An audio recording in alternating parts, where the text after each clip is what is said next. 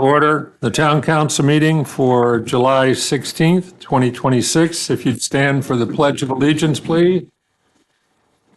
Pledge allegiance to the flag, of the United States of America, to the republic for which it stands, one nation, indivisible, with liberty and justice for all.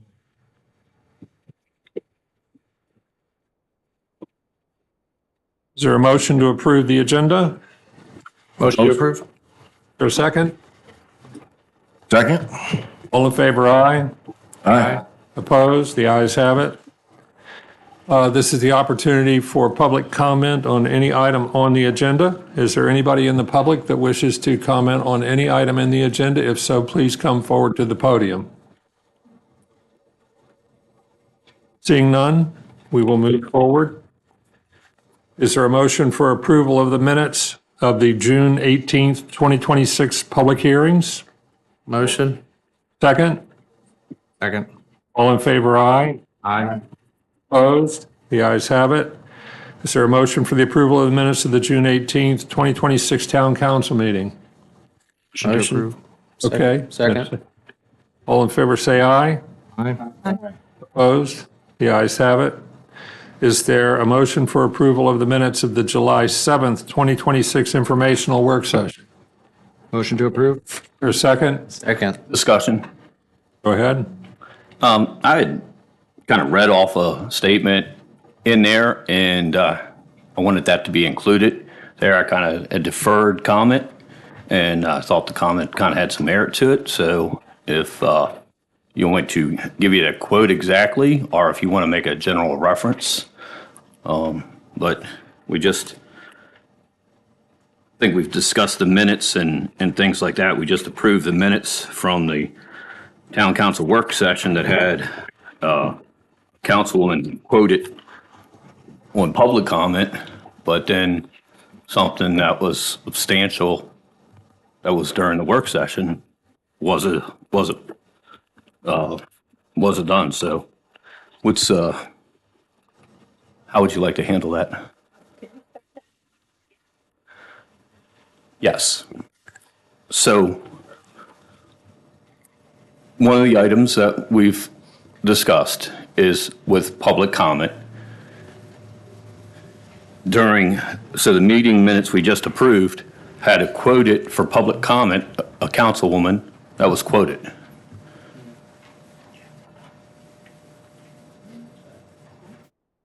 So, which is, one way or another, it's not a problem. But if someone makes a statement that has some substance to it, like what's the determining factor of what gets recorded and not recorded? I think that's a question that's been raised many times. So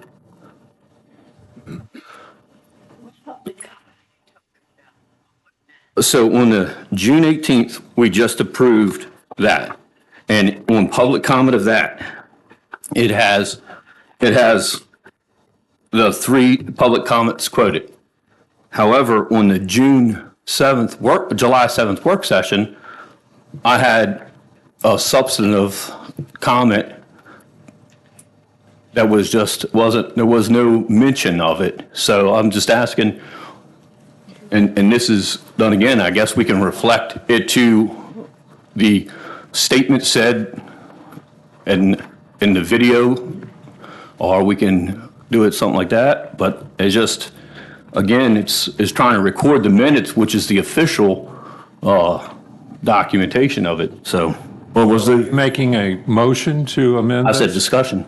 I'm sorry, are you not making a motion to amend the minutes? No, just discussion. That's it. Well, but in order to have discussion, we have to have a motion and a second. We had a motion, we had a second, and I said discussion. Well, Okay, well, there's, okay, I think we're going to move on. Yes, is there a motion to approve the minutes as presented? motion to approve. Is there a second? All in favor, aye. Aye. Opposed? Opposed. Nope, one opposition. All right, thank you. It is time now for petitions and communications, the town administrator's report. You have your report in your hands. Nicely presented as always. Thank you very much. And if you want to take us over the highlights, that would be great. So the town administrator's report was submitted as a part of the agenda package. Of note, just want to make mention to some requests that came in last meeting around having how-to videos on our YouTube page for how to access the town budget. And so those are now on the page. You can go to YouTube to find that. We also added a quick link to the bottom of the footer of the page that says Town Finances. So you can use the how-to video if you want to navigate through the website, but if you just are trying to get onto the website to find the budgets, you can quickly go to the footer, click Town Finances, and you'll be able to see the budgets and audits. Absolutely. In addition to that, we have how-to videos to how to access the town code and how-to videos on how to access archive agendas and minutes. So those are three things that will be helpful for residents as they're trying to navigate town records. In addition to that, we have launched the application for disabled law enforcement officers, property tax credit application, so it's live now. And you can apply or point people to that section of the website if there's anyone that they know that would like to apply. And also resident focus, we have launched Aquahawk, so it's now live. And as you all know, many months ago, you raised the importance of residents be able to have the tools to monitor their water usage. And so that's what Aquahawk will do. So you can go to the town services section of the page, go to water and sewer services, and then on the side panel, there's a link to set up your Aquahawk account. If you have any questions, you can always reach out to the town staff. The really cool thing about Aquahawk is that you can set it up based on your water usage, but you can also set up your alerts based on the dollar amount. So if you have a fixed income, or if there's a certain amount that you don't want to exceed, or you just want to know when you're getting close to that amount, you can set up alerts and you will get notifications on however your preferred method of communication, and it'll let you know when you're getting close to whatever your limit is. So I think it'll be really helpful. And also, it's just a tool, like if you have a leak and you don't know you have a leak, if you set up these alerts, then you would get notified. And so it really just is another tool to help residents have the control over their own water usage. Yeah, I just wanted to piggyback off of that. I think I remember that discussion, especially as the water rates were increasing, and that was one of the things we brought up about the leaks situation. So I think this is going to be great for the town. I just want to make sure we have as much awareness as possible. So if we could add that to maybe the e-blast, or do like another how-to video or something, so we can just share it and get his awareness. So I completely agree. And one of the things that the council brought up also was that you wanted these inserts to be in with every bill that went out. And so we sent one out in April that let people know what was coming. And now another will go out with this next July bill, which will connect them directly to Aquahawk so they can know how to set it up. It also shows them the difference between like where their bill was under the FY25 water and sewer rates. Then it shows them what their bills were from the 20% discount, and then it shows them what their bills would be now with the FY27 water and sewer rates. So they'll get a general comparison based on like 4,000 gallon uses per month, right? So it's just saying average, this is what the type of savings you can expect. So that is another tool that we're putting out there so people are just informed, and we'll continue to share that through these inserts, but also ultimately plan to have a landing page that walks people through where we were, how we got to where we're going now, and that'll link to the report and some other things. So all of that will be found on the website as well. I think that's definitely great for the town residents. I'll try to share as much as I can and let people know about the Aquahawk thing, because I think that's huge. The only other thing I had was the backyard chickens. I see that it's pretty much ready for council, but there's some other ordinances that we would have to update. Do we have a list of like those ordinances somewhere? So those will be in that FY27 work plan that I shared with you all. I thank you for everyone who sent in their priorities. So I'll add it to that. It's just a long list and then put it in front of you all so you can say when you want certain things to go through. That way you have more control over when legislation is going out, but you're also aware from a planning perspective, and the staff can be able to support you on that. So that'll be for discussion at our next work session. Great. Thank you. I have more if that's okay. Oh, yeah. Oh, wait, there's more. Other updates. So we've received the bids for the rail trail expansion to town limits, RFP. And the next step right now is our town engineer is going to interview the company that he thinks would be the best company to award the contract to. And so once he does that, he'll provide his recommendation because it's already been vetted from the other perspectives of budget and legal.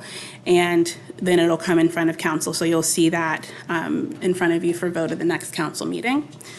The town paving RFP is going to close July 23rd. So my hope is that we'll have the vendor selected and in front of you all for vote at the next town council meeting as well. And we are in the process of preparing the speed enforcement program RFP so that we can select a new vendor because the contract for the vendor we had before has expired. So that is what's happening on the RFP front.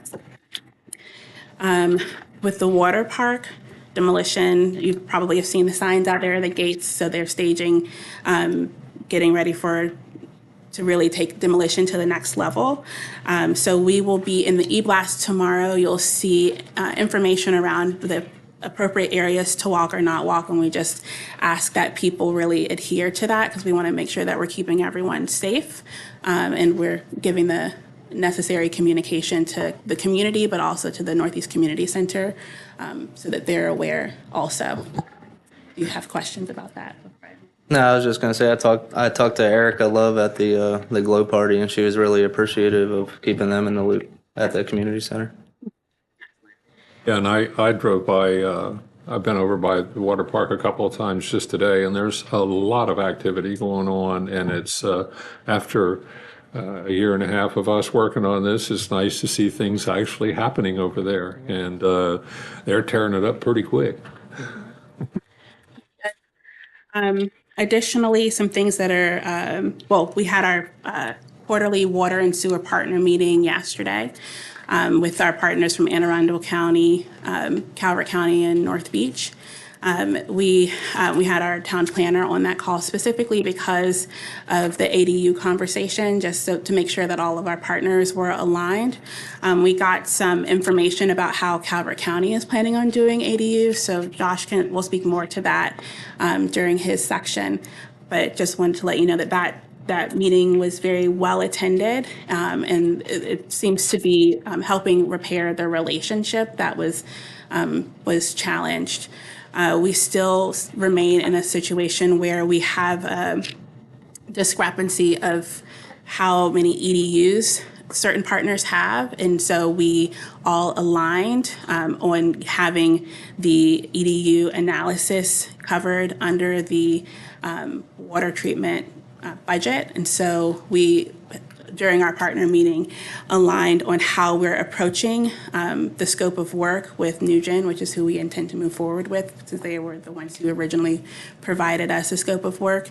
And so we have been really working diligently to make sure that we're all aligned on how we're moving forward so that we can minimize the number of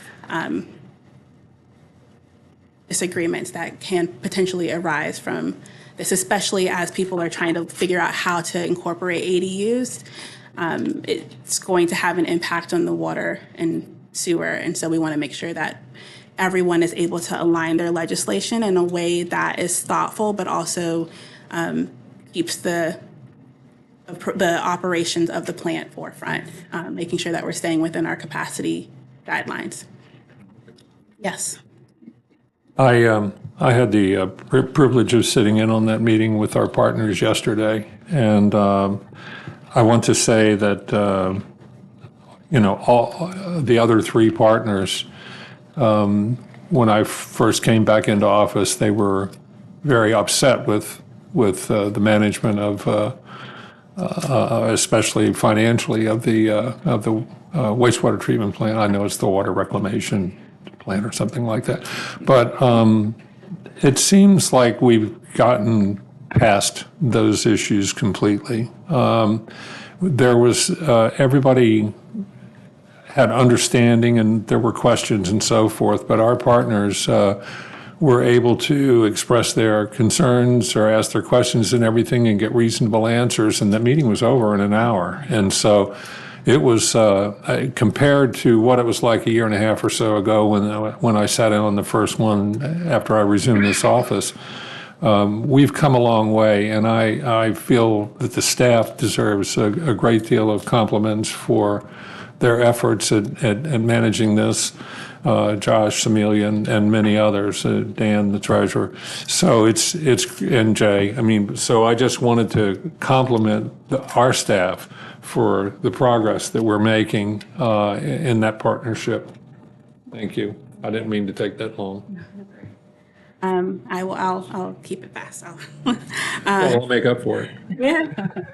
All right. And then the other thing I wanted to flag was that now that we have AquaHawk up and running, we are going to move to trying to update our permit software, because right now we don't have permit software, which means that everything has to be done tediously by hand. And so similar to how Zendesk has improved the concerns that are reported, because we're able to process those more quickly, and AquaHawk will help us equip town residents with the tools they need to monitor their own water usage. We're hoping that the permitting software that we're looking at bringing online will do similar things.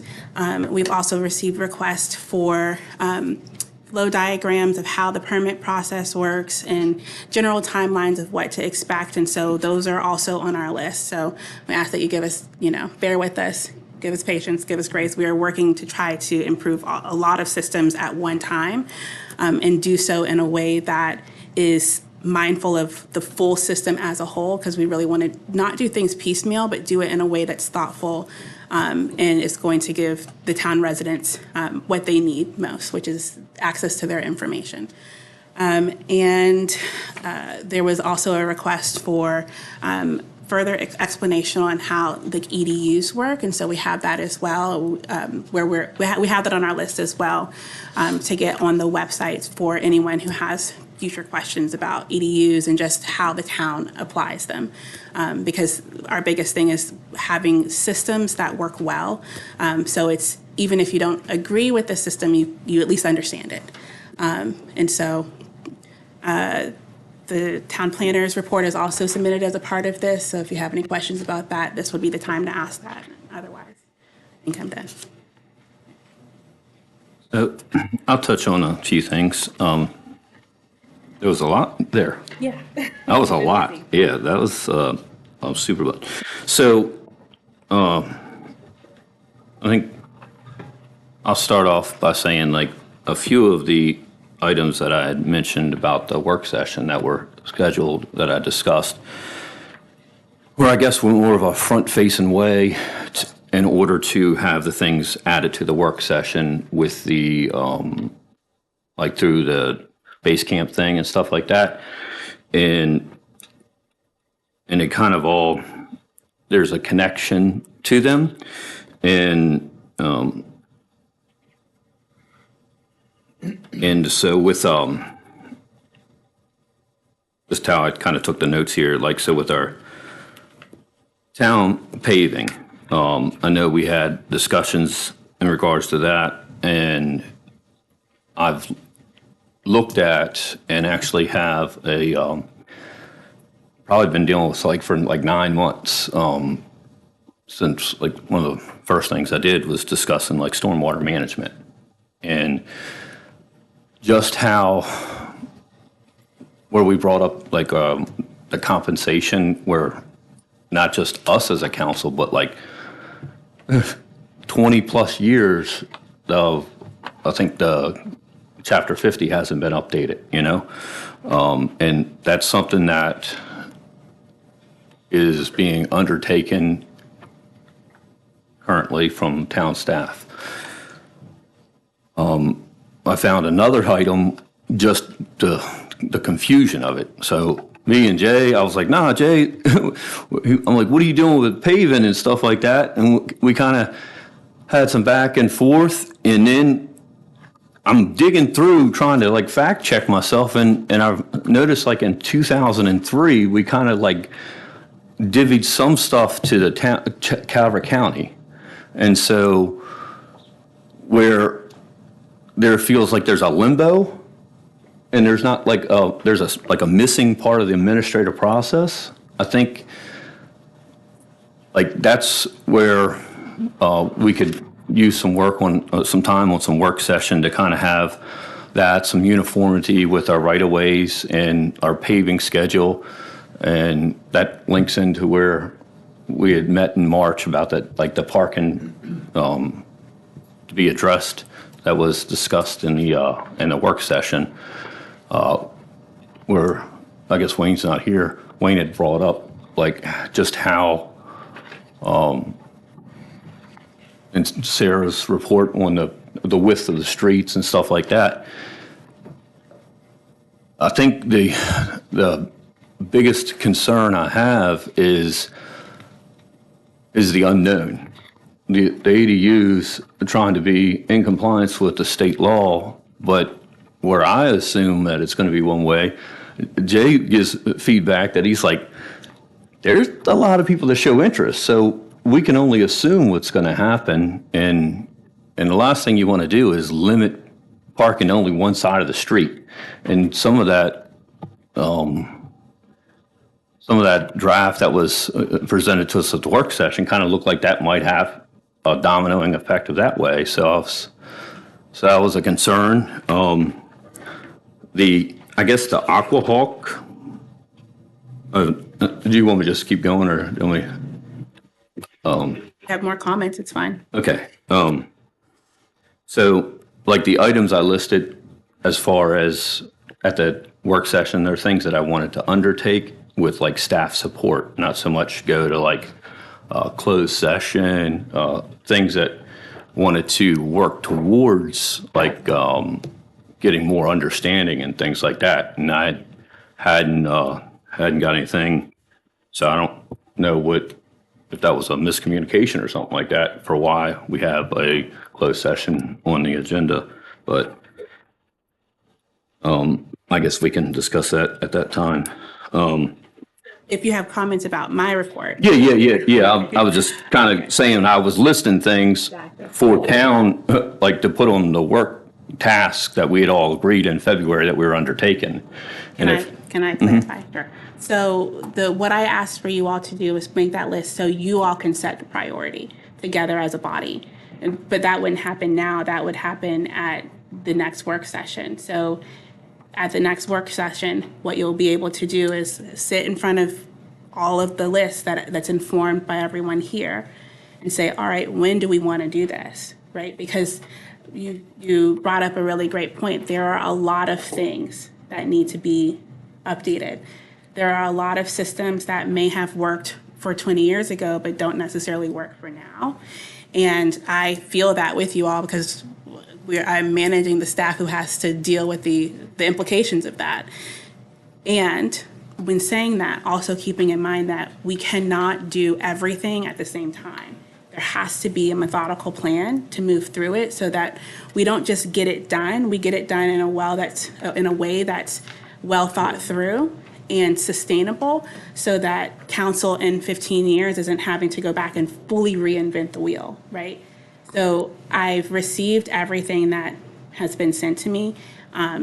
So if it's about that, it wouldn't, from my perspective, I defer to the mayor, wouldn't be the appropriate time to go through that full list. It's more so like if there's something that has been presented here in my report that you would like clarification on, I'm happy to provide that clarification. And if there are other things that have more to do with the upcoming conversation, then you can reach out to the mayor or CC me, and then we can figure out how to address it. No, I think,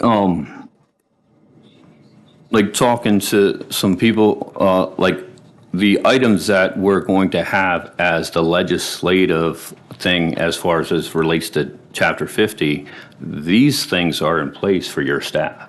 Point of order. Right now, we are just finishing Okay. the report, so we should So, go on. all right, But this should cool. definitely come up later too. All right, so my next point, so the ADUs, the appeals, the mayor mentioned the past, the partner meeting and stuff like that, but like if we have North Beach and Chesapeake Beach kind of there and it's the same law firm that represents the thing, is that kind of create a conflict of interest? That's a concern if we're, how that is. I've been involved on behalf of this town in any of those discussions.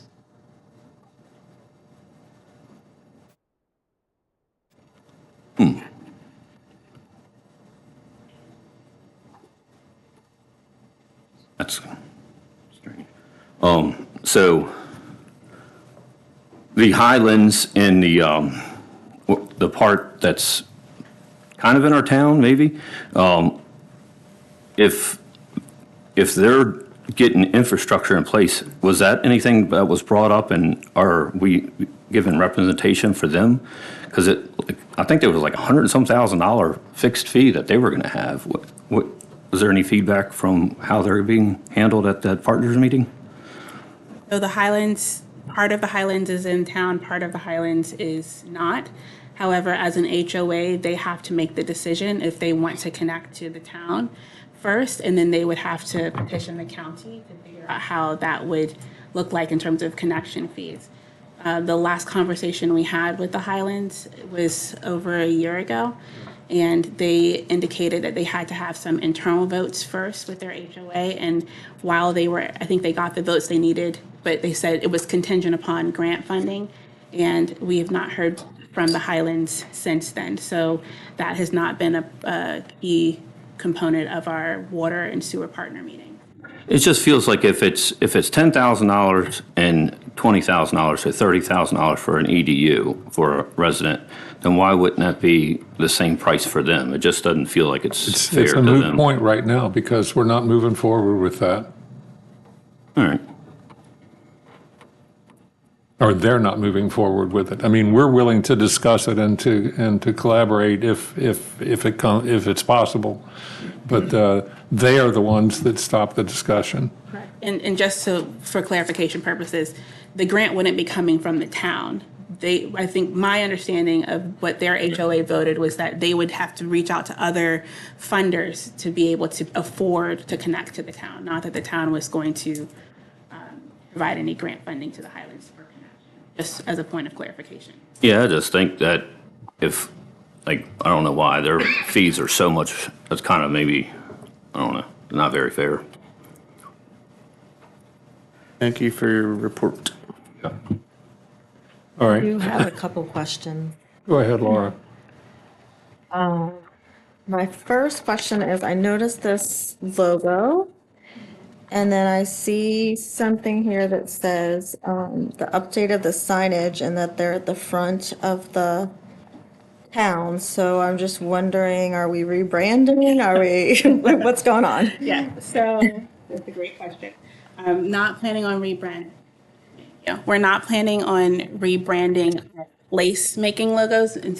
So the boat transom, which is what most people are familiar with seeing with the town of Chesapeake, which is on the mayor's shirt. The only update we made to that was to change the gold welcomes you to blue, because the gold, when it gets faded, is difficult to see. So that is now blue, and it'll say welcomes you on those. And I didn't want to fade out. You didn't want to fade out. So those will be on the signs. The circular logo is something that you're going to start to see more in municipal operations, primarily because the boat transom is very difficult to work with whenever we're trying to create graphics, whenever we're trying to update anything. It's just very difficult to work with. And so a true circular logo is it's just easier to create collateral with digitally. So you'll see that in things like our letterhead. You'll see that in things like the insert that's coming out in the utility bills that will be mailed out. You'll start to see it more than in our signature lines. But the boat transom is such a big part of the personality and understanding of what the town is, the history of the town, that there's no intention of changing that all throughout. It's really, that's a front-facing logo, and then the internal municipal operation side of things will have that circle. Great. Can we have Sarah add comment about that memo that I'm going to submit? I want to make sure that we give it time to finish off. I just want to make sure that the speed enforcement program is a no change program. Right, it's the ordinance will still be in effect. We're just changing the vendor. None of the speeds have changed, nothing else. And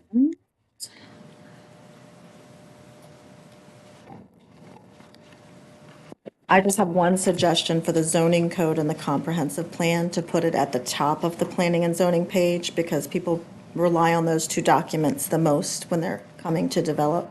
Zoning code and comprehensive plan at the top. Well, when you go to the planning page, or just somewhere, it's at the bottom right now, I think 3 pages in, and somewhere more forward, Prominent. Okay. more accessible would be a good place for them. Aquahawk is good. I checked that page, and I didn't go into it because I don't like forms, but it looks like it's very easy to use. So, and I think that will be helpful. And then, I got some correspondence from residents about some of these easements, and I'm just wondering what kind of plan, or is there a plan for addressing them? I know it's a weird situation, hard to do, but you don't have to tell me now, but it's not anything that we can just ignore. Right, and there's no plan to ignore it. Yeah. So I would, I would be interested in knowing how we solve that, and knowing some of the details. And my last thing is, and this is not being said facetiously, but I'm glad we're getting a lot of bike racks. That's awesome. Put them throughout town. That's great. I don't think we need one at Bayfront Park at this moment, just because there's really nowhere safe or legal to ride there. Understood. And the only reason why we have it there is because we have staff who go there, and some of them do get there by their bikes. But I have noted that, and they haven't been installed yet. I'm happy to make it legal Yeah. and make it safe, but right now, the only place that is both safe and legal is that bike path. There's no way to get there leading up from any direction to a bike rack on Bayfront Park. And I just have to highlight that because I would like to remedy that situation in our town. And that is all for me. Thank you for your report. Thank you. All right, can we move on? All right, time for the treasurer's Well, report. remember, I was saying if Sarah, Okay. I was please. asking for Sarah to have some input on the question I brought up with stormwater in the memo. And we do that when planning and zoning comes up. This is her report. Is it about Sarah's report or the Planning and Zoning Commission? I would say was hers because it was in regards to the October email I sent her in regards to We're now on stormwater. the agenda moving from the town administrator report to the town treasurer's report. So this is treasurer time. We're going to talk treasurer talk. Let's talk money. Hopefully I won't be as long as the town administrator's report, but you do have my report in your packet. Just a couple items to note. As you know, the budgets have been completed. They're all published. We've input those into the accounting records. We're starting to work on the annual audit. The auditors are scheduled to begin their field work on September the 14th. We anticipate having, the audit complete by the end of October and the reports to the state by the October 31st deadline. We've also begun the employee compensation and classification plan project. So, that was kicked off this last month, and, we're looking to stay on target to get that completed. The other items on the report, I'd be glad to answer any questions on those if you have any. One thing I noticed, we had been getting previous, like an itemized expenditure list, and we don't get that anymore. Why did we stop doing that? It wasn't an itemized expenditure list. It was an expenditure list of anything over $10,000, and that's still included in there. As long as I've been here, that's all that was provided. Otherwise, it would be about 30 pages long or something. It'd be very, very lengthy we paid quite a because few the things. amount of money that goes to various providers and so forth is pretty intense, and I see it every month in my role, So, and I have to sign off on it. so the singular check or vendor for monthly total. So is that, would be like 10,000, less than 10,000 monthly total, or each check? Each check that's $10,000 or more, those expenditures are listed on the sheet that you get. Anything under 10 is not included. Would we do monthly total? Like a total. Like if there was 4 checks for $3,000, it wouldn't trigger the $10,000 per, but it would be more than 10,000 for the monthly report. For a individual vendor, you mean? Yeah, Or- and the vendor's total for the month over 10,000. I don't actually think that would make a whole lot of sense, because there's a lot of vendors that we use that we do have that situation. It would just make the report more lengthy, and then those are normal expenditures. I don't see the value in that. If I recall correctly, the idea of moving to this report anyway was when we upped the limits of what the mayor had to approve, or what the mayor's approval limits was 10 or up to $25,000 without council approval, where it was, I think, up to $10,000 before. And one of the things that council had asked for when they upped that is that, well, you could provide us with the list of anything between over $10,000 so that we could still see the major expenses and weren't too concerned with the minor expenses. So that's where the $10,000 limit came about. Yeah, and I'm saying with the clarity on the $10,000 limit for monthly, so the monthly expense of a single vendor over 10,000. I think that would be more what we were looking. No, who's we?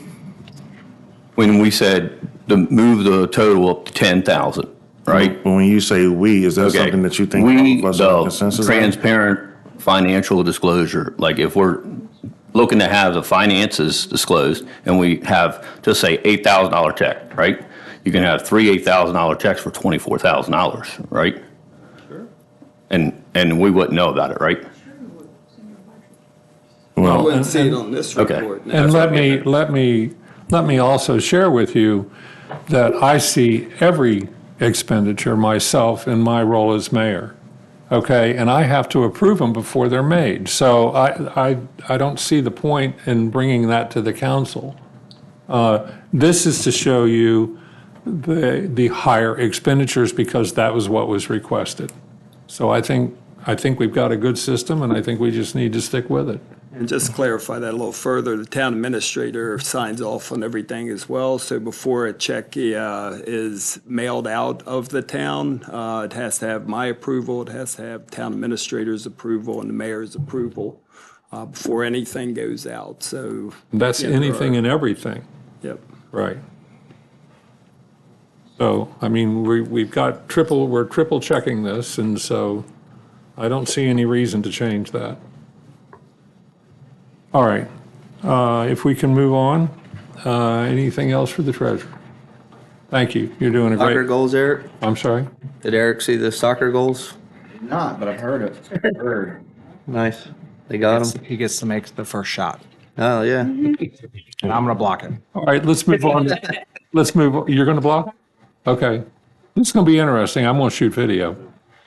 All right, let's go to the Public Works report. Jay? No pictures, just smoke. Yes, good. Yes, that's right.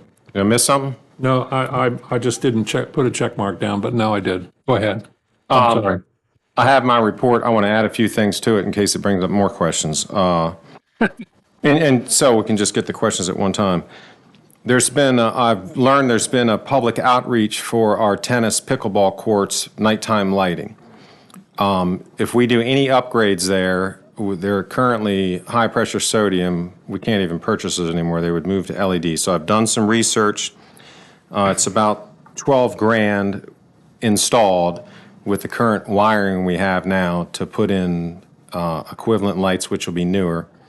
I've checked with Dan. There's money left in the budget for those courts, is the way I understand it. So I planned on, got to do a little more research on these sporting lights. I've got some specs here, and I'm going to follow up with the county, what they did at other facilities. But anyway, planned on implementing that. It doesn't really take something to go in front of the council as far as the monetary approval, and it's already been budgeted. I just want to share that with you guys. And I appreciate you making this available, bringing it to the council's attention, Jay. Sure. One other thing notable wasn't on my report, and I learned some information today. So IQ Fiber is in Chesapeake Village. They had to work with State Highway, but we had to witness how they got from town to Chesapeake Village through all their right-of-way. So now they're there, and they're going to start physically going through the neighborhood. They have a permit, and that will be their last section in town. They've had a footprint, if you've seen it over here behind Town Hall. That's going to go away quickly. Where they had their equipment stored. Yeah, right? and just so you know, they asked to keep it. They're going to be working in areas, North Beach, they're going to be working in Randall Cliffs, but once they're done with town, they're leaving town. Truthfully, because operations at the water park, specifically Paddock, is going to stage there. So we don't take up any more footprint at the community center. So all that crap's going to go and more crap's going to come. But I just wanted you to be aware if you see it. And honestly, if, to work with North Beach or anyone else, if we didn't have this going on, maybe they could stay there a little while until they get fully mobilized, but we just don't have the opportunity, right? We got one project wrapping up and we're in the middle of another one. And the fitness. Ramping up quickly. It's ramping up really quickly, so we need that laydown area next week. And that was just what I wanted to add in my report, so I'll take any questions. I'll say thank you for that work. Appreciate it. I know that the pickleball people will be cheering. So thank you. Sure. One thing I'll add to that. I called Mrs. Warner today with the schools. I don't think the school will have any problems with that because we're funding it, paying and installing it, but I want to make sure that they're aware and they say, okay. On that same topic, and we talked about this, I think, last month, about, the concern with LED lights and if there was going to be an outreach to those people that live right across the street, and if we can consider, softer LEDs versus some of the harsh blue or white lights, because it can be a real issue with people and migraines, and if it's shining into their bedroom window or whatever. So we did talk about this. I just wanted to know, did we have any further? Do we go down this road any further since we're trying to execute this now? Sure. So I wanted to start here because if it was kind of like, no, we're not doing it here, then so now that's my plan. We're going to put it on e-blast, and I am going to knock on the affected neighbors' doors, put out notice and say, here's what the town intends, here's what you're doing, and if you have any objections, here's your avenue, whether it be through our email system or they come here. So I wanted to start here. I wanted to get the budget number. I wanted to make sure we had it. And the next step is just that, because I was here when BG&E came through and upgraded every streetlight to LED, and you're exactly right. Some people get a headache and other concerns. So these lights are sport lights where they shine down. They don't have effects up, and they're supposed to be more localized. So we're doing the best we can. But yeah, I intend to notify before we install them. I was going to say, at the power plant, I did a LED upgrade, and there's certain things you can get, like diffusers, and with today's technology, there's ways that you can mitigate that, like you said, shining it down, and I'm sure we'll look into all that stuff. The only other thing I had was the lightning strikes seem to be more of an issue lately, Yes. and I was wondering, like, do we have lightning rods at the well stations, the pump stations? Some we can look into maybe? We have lightning arresters. If it comes through the line, it's basically like a giant fuse. If it comes on the high voltage side, say it hits the power line or it hits a tree, shorts out a leg. And so if it comes through the high voltage side, yes. And they're one time, and they don't always stop damage. But both incidents at the ball field and the wet well came through the low voltage side. So lightning hits somewhere on the ground, wet ground. I think it's the irrigation on the field. And it followed that path up the wall, and it burnt a circuit board on the AC unit. And at the same time, same day, it burned out one of our circuit boards at E Street. I've been down this road before when we have a lightning arrestor that breaks, it fuses. And we've actually called the JIT. We had to replace a lot of componentry at the C and 31st station one time. To call the insurance company where we have $1,000 deductible and suspect of lightning, it's not really worth it. The entire event costs about $1,200 to replace them, but definitely lightning is an issue over there. We don't have ground rods. I don't think it would make a difference. And I do believe the poles are grounded and lightning has hit some of the poles. So I plan to go out and turn on those lights before football comes and make sure we didn't suffer any damage there. Yeah, on the topic of the field, I see you did some field maintenance with like sand, and was that for the football field or the baseball field? It's for the football field and a little bit outside of that playing area. It's about 20 yards outside of the footprint of the football field. But also the ball diamond's been drug and de-weeded and stuff like that. Thanks. Yep. So with the lights there, do you have, what's the time will they turn off? The field or at the tennis courts? At the tennis courts. 10 o'clock. That's late. And that's been, like, we've talked to the Board of Ed or whatever about that. Yeah, that was the time that was they were on to before we kind of took it over, if you will. So Okay. we didn't change really the time that they stay on till. All right. So with the stormwater management, I think like in 2003, that was kind of like We adopted the county's adopted to the plan. county, and you know, trying to dig through exactly where the miscommunication and stuff like that is quite hard.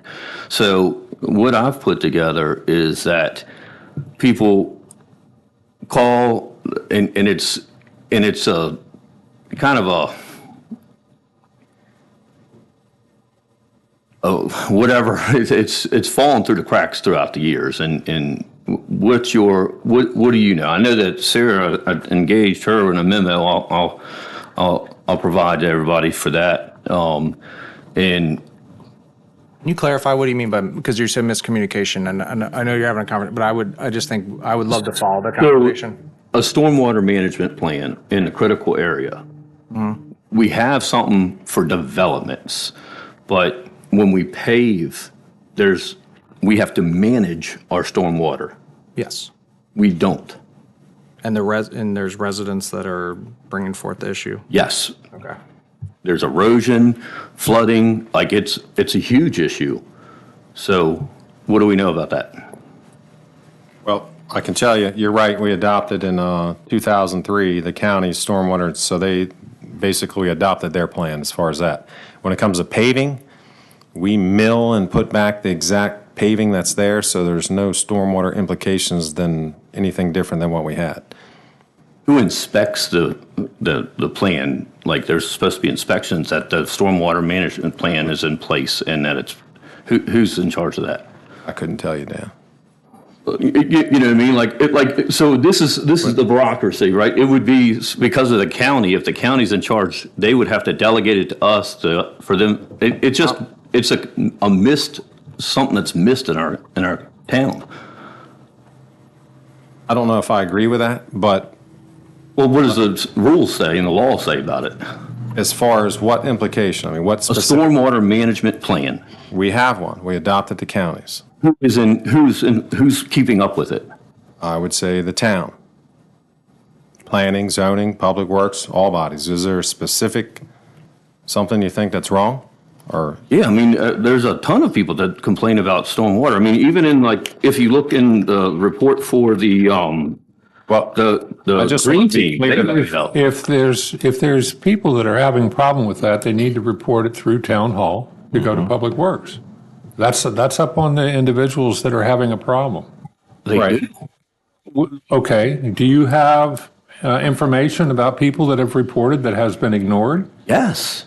Okay, and are you willing to share that information? So on I Street, there was a lady that complained for years, and she has all this erosion, and I talked to Jay about it. When she moved in, the road was not paved, and then it got paved, and then the erosion, and then the water started just Are you eroding. familiar with this, Jay? I'm familiar with this lady on I Street, yes. Okay. And so I don't know if this is under my report, the time to discuss all this, but there is a plan. And just because someone calls doesn't mean we're not following the plan. And then town roads on that area are crowned. So the water goes to the side of the roads. And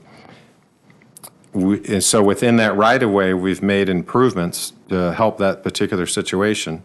But I'm sure there are similar situations in town where people have erosion and different things. It doesn't always mean it's the town to fix.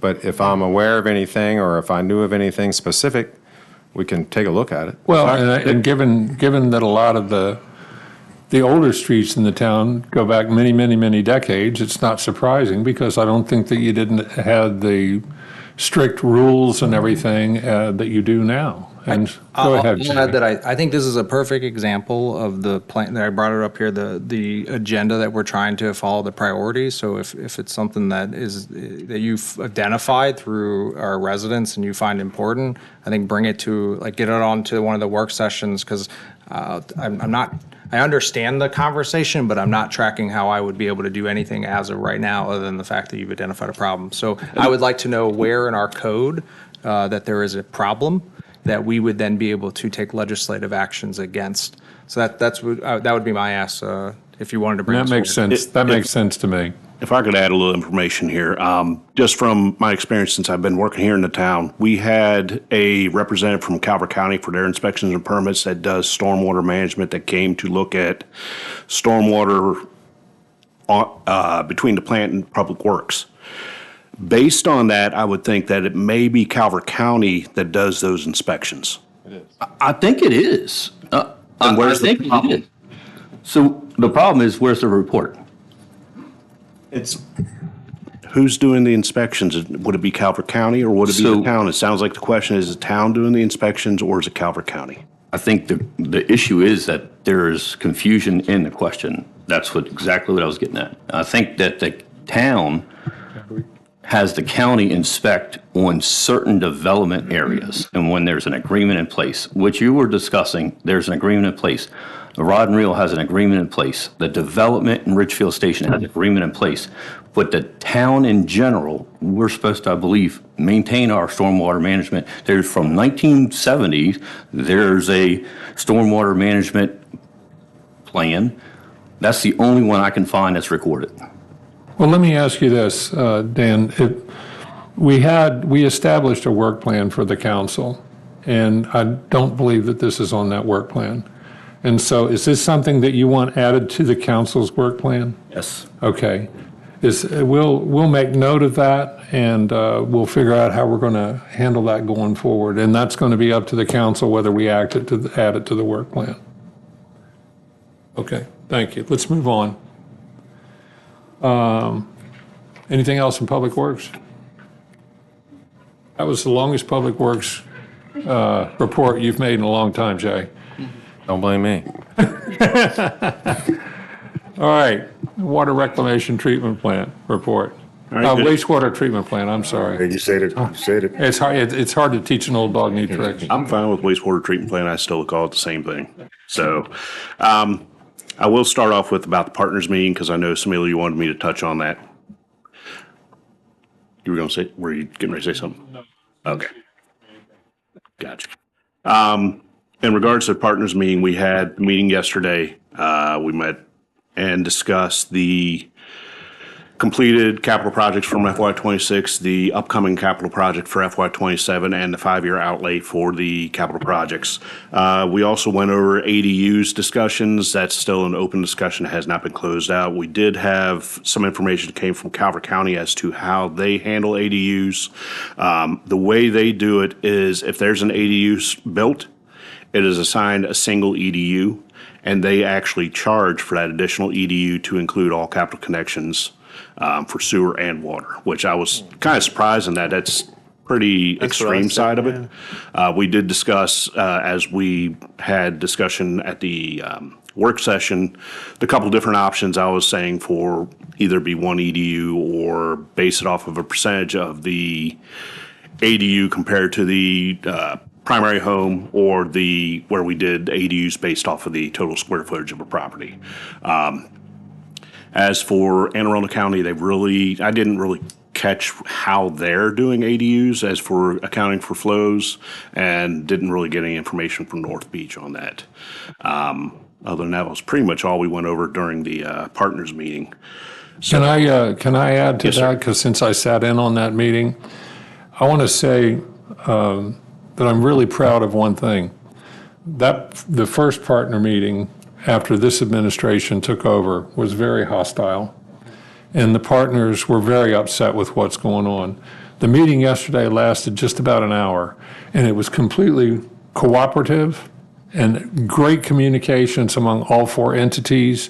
And I want to commend the staff and everybody that has been instrumental in improving that, because they deserve a lot of credit. We've come a long way since this administration took over, and that was a really good, productive meeting yesterday. No disputes. We just worked our way through issues, and I'm very proud of that. I'm very proud of the staff.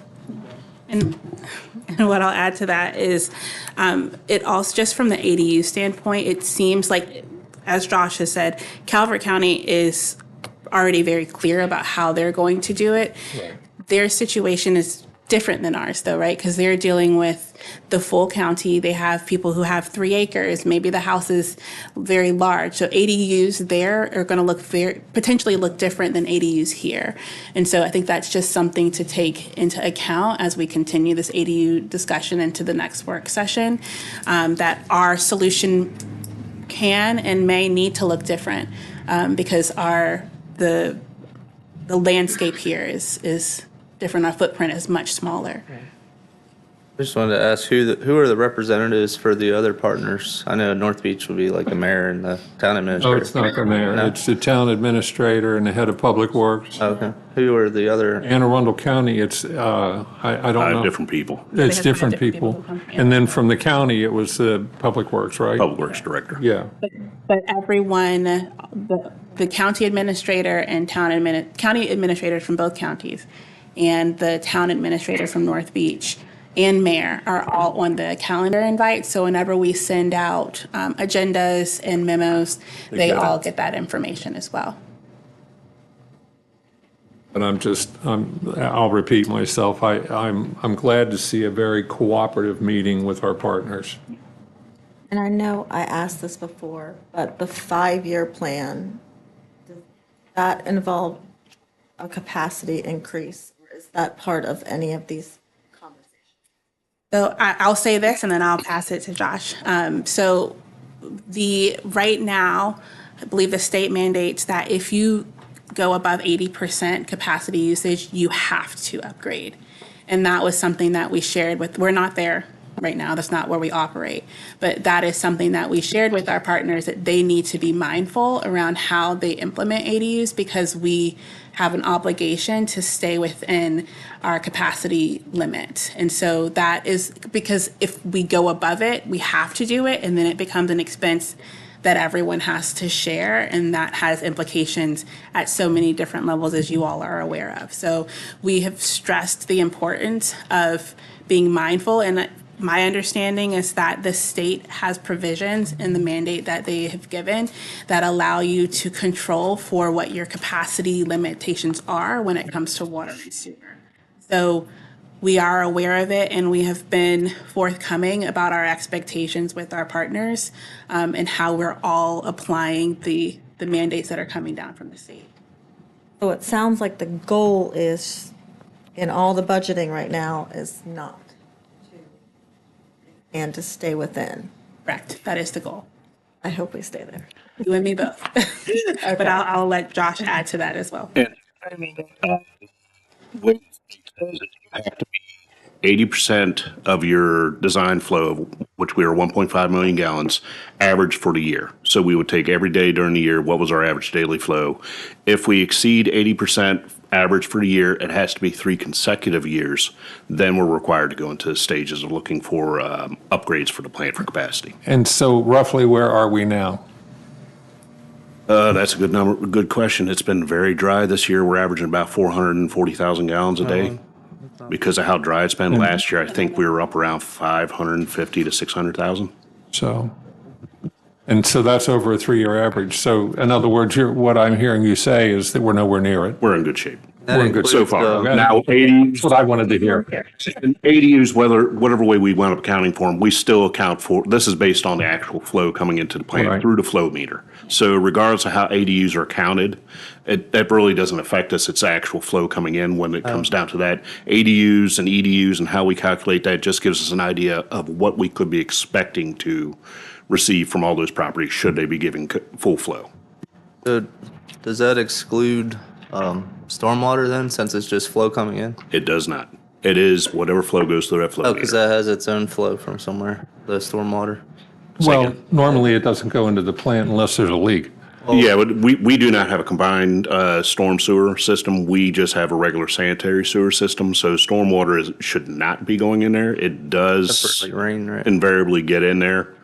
And we try and mitigate that. And that's part of my efforts to keep up with the partners when we see significant increases in flows as related to tidal events or rainfall. And I give them monthly reports on that. If we have a significant rainfall where I saw significant increases in flow, I'll go back and pull the data on an hourly basis and give them that report also. And correct me if I'm wrong, but we have individual flow from each of our partners. Is that right, measured?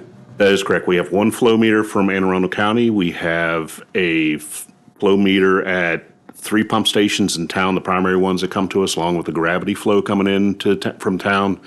North Beach and Calvert has a shared flow meter up near First Street near Neptune's. And Okay. then Calvert County has 6 individual flow meters on their branches coming down through up along a rough line that travels north-south along Greenwood Avenue. So it's a lot better than it used to be is what I'm hearing. Yes, Jay? Just because I had a resident not too long ago bring that up, and I want to be clear that our plant that Josh operates does not treat stormwater intentionally. There's no stormwater receptacle in town. There's no dead end. There's no anywhere that stormwater is designed to go to that plant. How it happens, someone may have an illegal sump pump in their basement. Someone may have a town that floods, is underwater, seeps into the manholes, broken cleanout. So I just want to be clear that our plant does not treat or intended to treat stormwater in the town for our stormwater collection and everything we're permitted by. We have no facilities that take stormwater and treat it. I was thinking more along the lines of when we have like I&I events. Correct. And that's Anne Arundel was having issues with some of their. And it sounds like you got it, you understand. I just want to make sure the public, Yeah. when you said like, hey, we treat stormwater, not intentionally. I was just saying that excludes stormwater. Yeah. Gotcha. And the one big issue we do run into with the stormwater is that is not water that really has nutrients that would normally come through from regular wastewater. When it comes in, it tends to dilute our mixed liquor in our aeration basins, cause the alkalinity to drop. If our alkalinity drops, then we're no longer doing the magic with converting ammonia to nitrate and then nitrate to nitrogen gas. So there's a lot to it where we do not want that coming in. We want regular wastewater coming in. Great. So with, I like the fact that even at our 80%, we're at really healthy numbers. We're in good shape. Yeah. Could we expand? Like I see there's how would an expansion happen? Like, it would have to be creative. I did make a recommendation a couple of years ago that the town may want to start looking at other properties. That's what I'm getting at. Yeah, It's not a pretend scare. If we had to increase capacity, we would have to increase the size of the basins. We would have to add more filters, depending on how all the PFAS stuff goes. We may even be required to add RO systems and reverse osmosis systems, whatever way the state starts saying you have to mitigate PFAS. Basically, if we need more capacity, we're on a really tight footprint there at that plant. So that The it may be footprint's shrinking almost a little bit too, isn't it?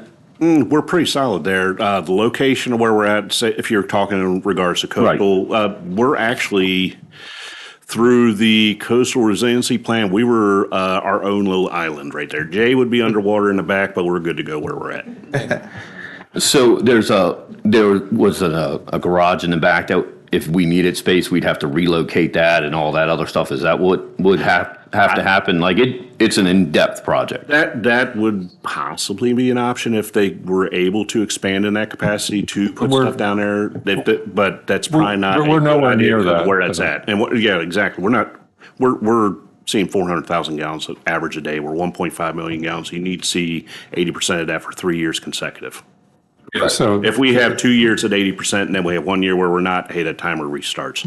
We could be 20 years out, and there could be different technology, so why are we even? Yeah. Correct. yeah, then why are we even talking about it? So the cost of chemicals, how's that looking for you? Cost of chemicals, really not too bad. Our aluminum chloride that we use, was a little bit of a expected increase based off of aluminum tariffs. Methanol really has been pretty static. Have been tracking our chemical costs for years at this point, and it's really not a huge spike.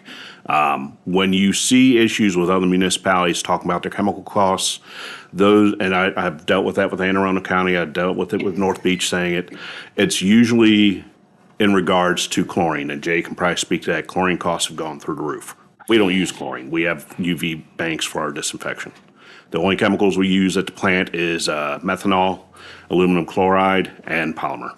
And those really haven't been huge increases. And we've made a change with the aluminum chloride last year to a cheaper product that's a little more stable because we were having some issues with the chemical we had. And that's actually doing pretty well so far. And is that Weldon project going good? That one, they came out, they've done some site visits to get some measurements. The work is expected to be completed in late September with punch list completion in October. All right, if we can move on. We have Wayne's, I actually didn't even really get to my memo. Sir. sorry? I really didn't get to the memo. I was in a partner meeting, and one thing I do want to mention, I want to give my apologies. I want to give congratulations out to one of our staff members, Chris Hall. He took the wastewater 5A exam in May at the Maryland Rural Water Conference in Ocean City. It was a paper exam, so MD somehow takes him 9 weeks to score Scantron. But he actually managed to pass the test, and so is now qualified to become an operator, and that gives us 3 new operators within the last year. Based on seeing that, I've got a feeling we're over target right now with how we're doing our training and what our methods we're going on. So our last 2 trainees, talked to the last 2 guys, including Chris, that got their license, said, hey, give all the study material you were using to these guys, show them how you were going through it, and we're going to The last two are in a apprenticeship program. Chris will be dropping out of the apprenticeship as he no longer requires it. Weekly, I give them a couple hours in the afternoon to go through and do their RTI training, where it's videos and classes they need to go through. So that third day, I've said, okay, if we're able to, the two of you will be in a study hall in the break room, just quizzing each other, going through everything, because I want to be able to.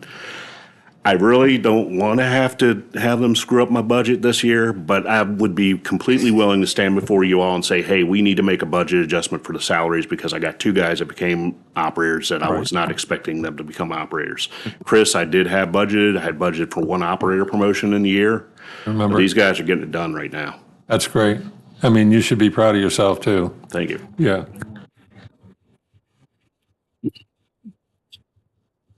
So, and we really appreciate what you're doing. Go ahead. Going into the memo finally, as I had indicated, we went through and we're doing all of our regular maintenance for our asset program for procedures and work orders.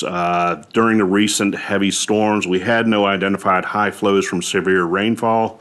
We did have, like you were having with lightning strikes, we did have a couple of electrical issues where I had to have staff respond because of power fluctuations. It wasn't a full power outage. A lot of times that causes issues with our variable frequency drives, just built-in safeties that are in them. You can't reset them remotely. You have to physically go out and press the button to reset them.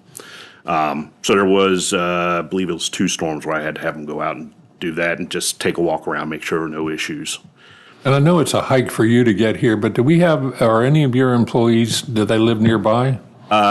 Chris actually lives up in North Beach. Perfect. Eric lives down right off of, I can't remember the name of the road. That's okay. He's within 10 minutes, and Randy is over in the Willows. Okay, so you've got people that are close by. Yeah, I can get guys in here Okay, pretty quick. that's good to hear.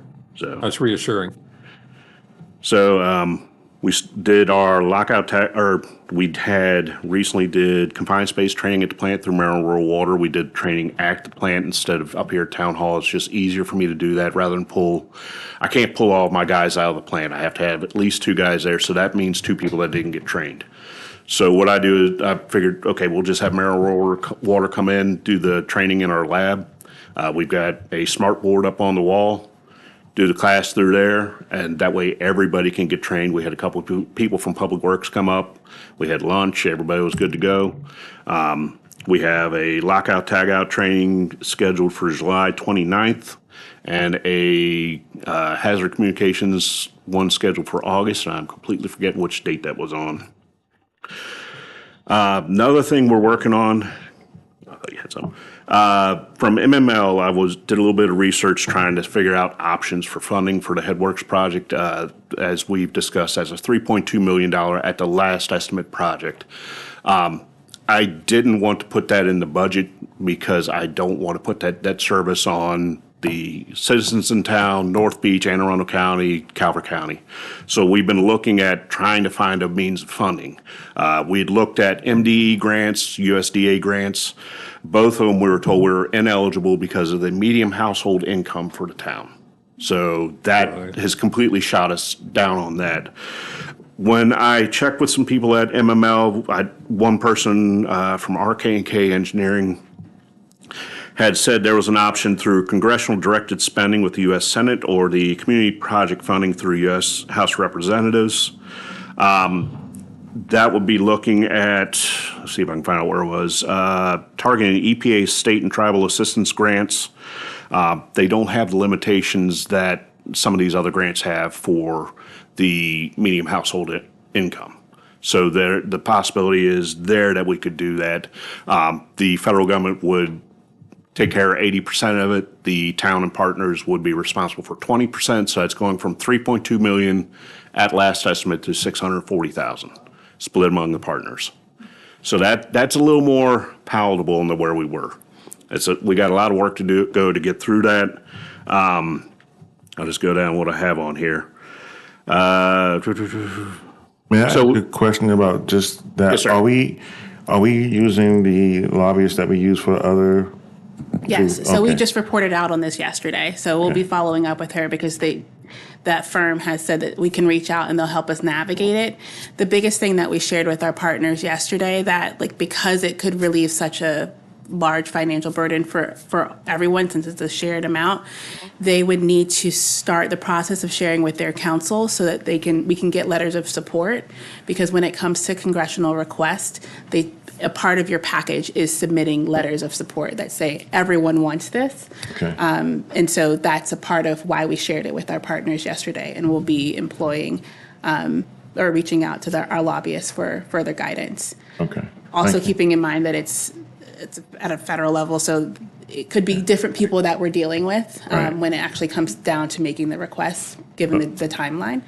So we are aware and working it. And we'll still be working with the same folks that we brought in for the tennis courts and things like that? Potentially, right? So okay. like tennis courts was through state allocations. Well, I'm talking about the lobbyists, not the. Oh, yes. Okay. Yes. Perfect. They are, they're well versed on those types of requests, legislative requests. So, Yeah, I believe in them. Yeah. Okay, perfect. Go ahead, sir. My bad, Josh. No problem. So going down, I have a little bit of a to-do list of the stuff that would need to be done. We would need to draft a white paper describing the project, focusing on health, safety, and the environment benefits of this project. We'd have to address the issue with the town MHI, the medium household income, and stating that the added full cost of the project would require a rate hike on the residents, which would be unsustainable. We would probably work with the treasurers of, town treasurer, North Beach treasurer, Calvert County, and Anne Arundel, though the impact may not be as high, just to get an idea. So we have those numbers to say, hey, this is how much of an income or rate increase it's going to be here. This is where it would be over here in town, North Beach, just so we can fully elaborate on what's going on there. We'd have to request a meeting with the district director or field representative for the U.S. Senator and the representative to get them to come out and take a look at the site, preferably in the fall. So this is kind of a tight timeline. We need to get all this done before February of 27 if we want to get in, be able to get our application in. As Samilia said, we need to secure letters of support. We'll be reaching out to county representatives, town representatives for both Chesapeake Beach, North Beach, chambers of commerce, local environmental groups such as Chesapeake Bay Foundation, Maryland Association of Counties, MML, Maryland Clean Water Act, and Southern Maryland Oyster Cultivation and Commercial Fishing Associations. The more letters of support we got, the better it's going to look. Our timeline is January, February 27. The Senate and House offices are going to open their online portals. March 2027 is the deadline for applications. Summer 2027, the committees would release their preliminary lists, and then December, the budget would be signed, and funds would be typically available from the EPA in spring or summer of 2028. So it's likely this project would get bumped from looking in FY28 to being in FY29 to FY30, just because of how long it's going to take to find out if we got the funding. I don't want to put the project in there and we don't have the funding at all. So that's basically it, what we got going on there. It's going to be a little bit of a experience. I think we can get through it. Well, I'm glad to know you're not going to be bored. Oh, absolutely not. I never try to be bored. And your reports are always, they're always thorough, and I appreciate that. Anybody else have any questions for him? All right, let's move on. Next item on the agenda is the town engineer's report, but Wayne is not here.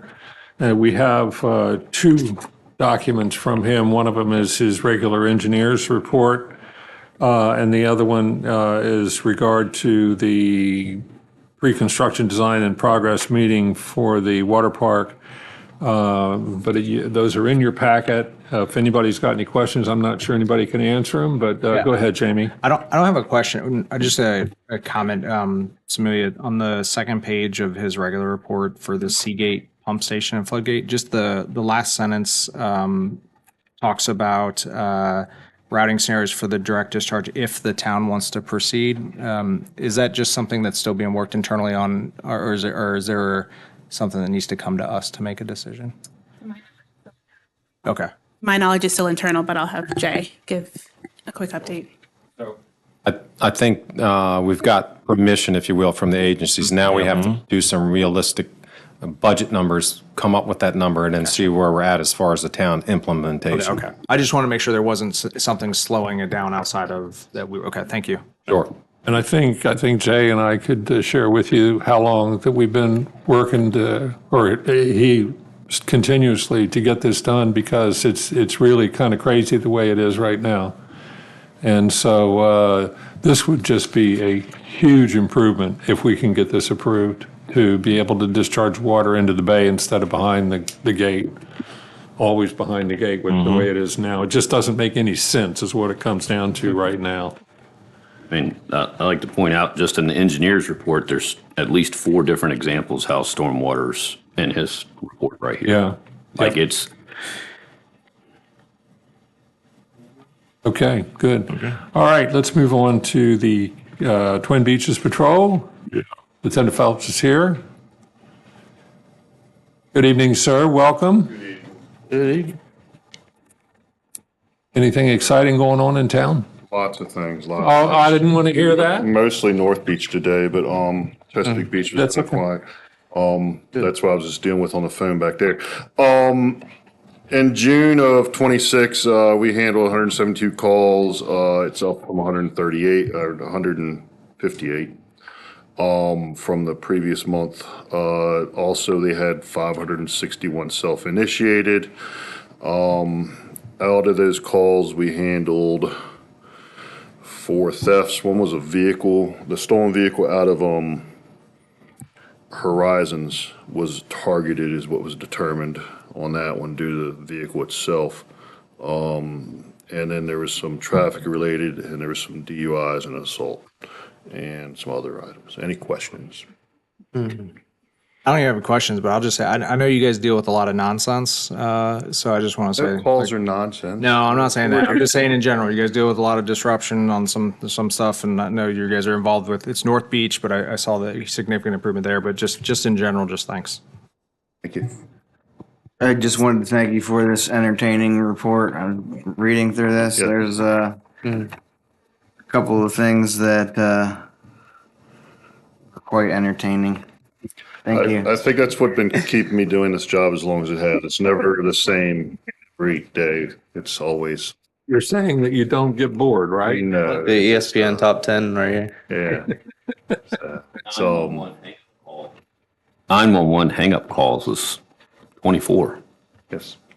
Not only hang-up calls or any, what we've seen over the past multiple years, and we have to respond to them, is cell phones, a lot of, especially iPhones, will automatically dial 911 a lot because of buttons and things. If you don't, you can set them not to, but a lot of people don't do it. And also smart watches will do it, dial it if you depending on what the way they hit, if you aren't paying attention to it, and they'll dial 911. And a lot of them are not many of them are actual calls, but we still have to respond to them because you don't know what they are.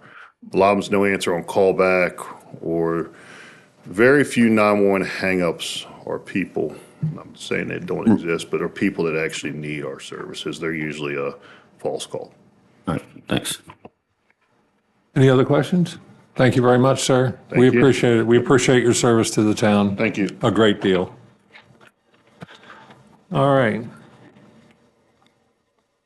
North Beach Volunteer Fire Department. Good to see you, sir. Good evening. Good evening. Greetings from Chief Stanton, President G. First thing I have, the letter that you had requested about the tax credit we had spoke about. So I have that if, bring it to you.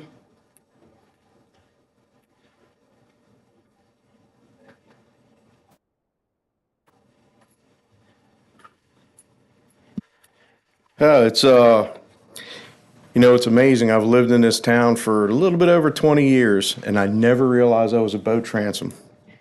I've looked at that thing thousands of times, and now I'm sitting here going, why didn't I recognize that was, I have a boat. I've had my, anyways, thank you for that. Pretty uneventful. Thank you. Good. Even, I want to commend the town and everybody with the fireworks. It was good time and went well. We're just ramping up for our 100th anniversary is really starting to take shape. We have our big parade, which actually is going to affect North Beach, but we invite everybody to come by August 8th. We have people from all over the state, fire trucks, antique fire trucks. Should be a pretty big thing. And then we will be back to doing a carnival August 18th through the 22nd in the parking lot of the firehouse. It's been a long time. Been a long time. Do you know They've had a when the carnival. last one was? I don't know. I know in my timelines get mixed up. I know for a while it was moved down to the big vacant lot down in Yes, North Beach. yes. And then it bounced back and forth. So it's been a long time since it was there, but we're looking forward to it. We anybody has kids that want to get their wristbands, they're on sale right now. I think $15 cheaper than if you get them the night of the carnival. Stop by the firehouse. Anybody be happy to sell you one. One thing I want to bring up, I always like to be able to brag about this. 4 days ago, our crews ran a cardiac arrest. It was actually right outside of town. And they brought the gentleman back, flew him out on a helicopter, and by the time he was at the receiving hospital, he was sitting in bed talking about his medical history. So I always like to be able to brag about that kind of stuff. And that's well-deserved. Kudos to the department and the individuals that were involved in the rescues. So I know I can speak for the entire council and express our gratitude, especially having been through that myself Yes. about 5 years ago. And one of the things about this particular incident, it happens with a lot of our incidents, but I was looking at the personnel. We had about 10 of our volunteers, 2 people in the career EMS paramedic unit. But out of those 10 volunteers, I think 8 of them were probably under the age of 25 and all came up through our cadet program. So kids that we latch onto at 12, 13 years old, we bring them up, and by the time they're 16, 18 years old, they're out there doing this kind of great stuff. That's wonderful. So, any questions? Yeah, what was that event on August 8th that you said? The August 8th is going to be our parade. Okay. It is going to stage, it's so large they had to stage it up at Windy Hill Middle School. So it'll come down 5th Street and go through the town of North Beach. And it will ultimately end at our firehouse. But most of the viewing and judging and everything will actually be towards the boardwalk down on North Beach. Okay. And afterwards, we will be having a big muster at our firehouse. So there will be a lot of history and memorabilia on display. There'll be food trucks. There will be the antique fire trucks will actually be out pumping water. They like to get their older fire trucks going and shooting water. So a lot of stuff for the kids to do. Okay. A lot of stuff of our social media pages if you want to check with the events. I saw one today, but it said August 3rd, so that might be a typo, or is that a different? August 3rd I think August 3rd may be the Chief Tippett has a lot of like historical talks. He's been going through our records for a couple years, old stuff. He's actually just published a book that's at the publisher now. But he's, I think the one August 3rd, he's doing a talk and a presentation down here at the Chesapeake Railway Museum. And then he has, I think, 2 of them scheduled for the library. He's got about 5 of these talks around town. Gotcha. Bayside History Museum, there will be a talk. So. Okay, so that's a different event. Thank you. Mm-hmm. And when's the carnival? The carnival will be August 18th through the 22nd. And did you know Smokey Ward? Yes, I did. I just spoke with him about a month ago, and we actually, Smokey was one of the senior firefighters that was going to ride on the antique fire truck through the parade. And we just took him down to Waldorf, got his dress uniform all buttoned up and squared away, and unfortunately Smokey he just passed. passed away a few weeks ago, and I knew him very well. The first time I ran for mayor, which has now been a dozen years, more than a dozen years ago, Smokey walked the entire town with me. He and I together walked the entire town to do handouts. He was a great guy. He was dedicated, and I had an opportunity to stop by his family home earlier this week and spoke to his wife, and I didn't realize how frail she is at this point, too. So any of you that ever knew Smokey, his service is coming up on a couple of weeks from now, I think. Yes, right? I want to say it's like the 29th or something in July. There will be a large celebration of life for him at the firehouse. Yes. He was well decorated, not only as a volunteer firefighter here, but as a homicide detective at the Yes. Metropolitan Police Department. He had some wonderful stories he would tell you. He just would talk your ear off, and Yeah, you can't do that anymore. Listening to But those people. but he and I shared a lot, and this was quite a long time ago. I haven't seen him in quite a long time, but I did see his wife earlier this week, and I was shocked to see that she's in as rough a shape as she is as well. And we're going to be in South Carolina, but I'm going to try to get back early enough to come to that celebration of life. But I just wanted to mention that because he was a good friend, and he just gave to the community.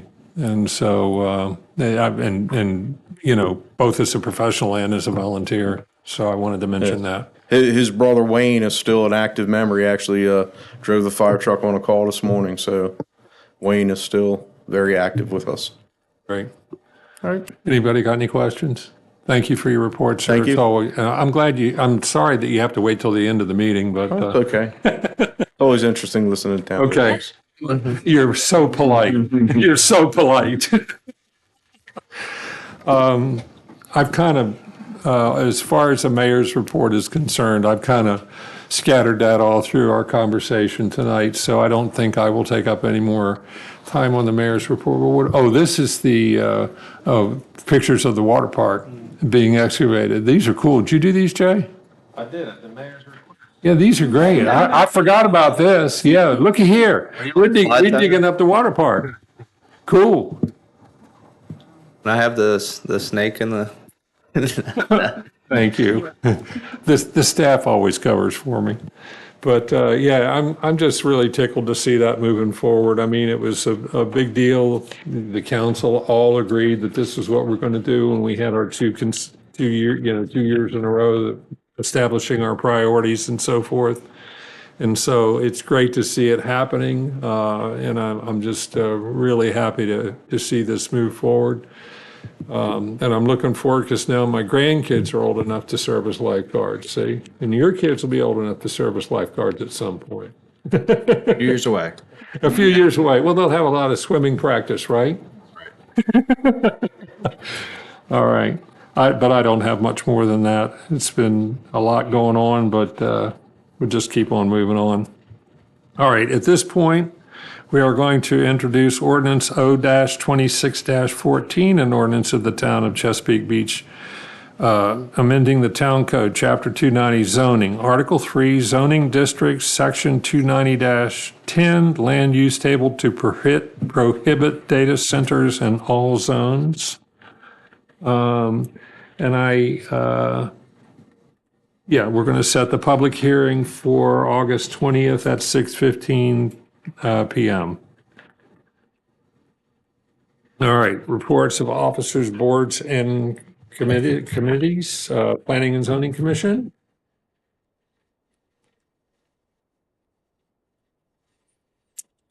Hi. So the Planning and Zoning Commission is continuing to work on the modernization and simplification of the land use classification table and standards for use. If they have a quorum in August, they believe they can get this to you by September. If they do not have a quorum in August, they're requesting till October to get it over to you. They are also beginning to bring back the coastal resiliency implementation piece a little bit at the end of each meeting because they want to get that in place to move forward. And they'll be reviewing the parking study and the parking waiver recommendation so that they can provide you all with any comments they have when you look at them. We can't let you go with nothing. We got to give Dan a little bit of time to think of a few things. So Where are we with the, I know that there's been some discussion back and forth about the home businesses and allowing an FFL home business. And so I just wanted to see, and I did see your email. Can you reiterate that and just kind of let us know what kind of path you're suggesting we take there? Sure, and I will ask the attorney to correct me if she disagrees with my evaluation, because it is a technical process. The Planning and Zoning Commission submitted to you home occupation changes. They did not include the phrase regulated items.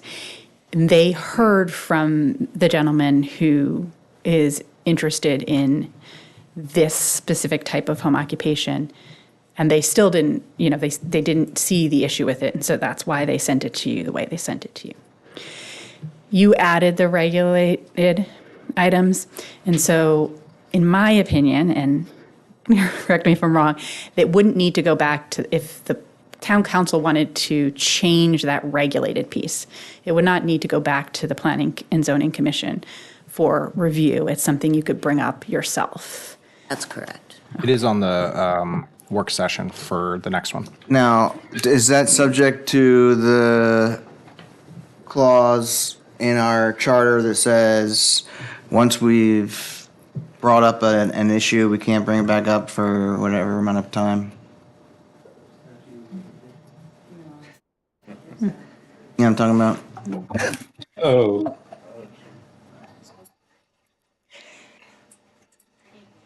What were you going to say? Answer your question while I'm wet. While I'll fill some time to get, oh, sorry. I believe, and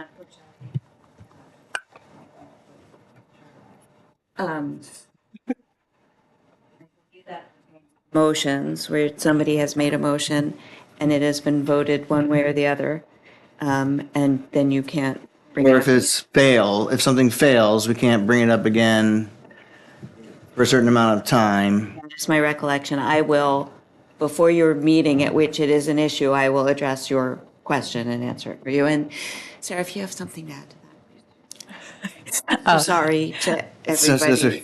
No. I was just going to add that with the modernization and simplification, that home occupations are being converted into major and minor home occupations. And so if your language is going to come back into the Planning Commission, but there are also some additional changes they're recommending and looking at it more comprehensively. So you will look at it 3 times if you bring it up again, but one time will be part of this bigger package. But I mean, if So you if we don't wanted- bring it up independently, it'll come back up. It'll be an opportunity to amend what's there anyway. Is that what you're saying? Okay. Yes, I don't know how long it will take you to get through the materials for the land use classification table. I got you. Because it is quite a number of pages. So we might want to bring it up independently. Okay. And then the only other thing I have is, and I know I've asked you this before and you told me, but I can't remember what you said because I think it was 2-3 months ago. Where is the ball in our court for the yard birds? Household hens? Yes, the ball is in your court.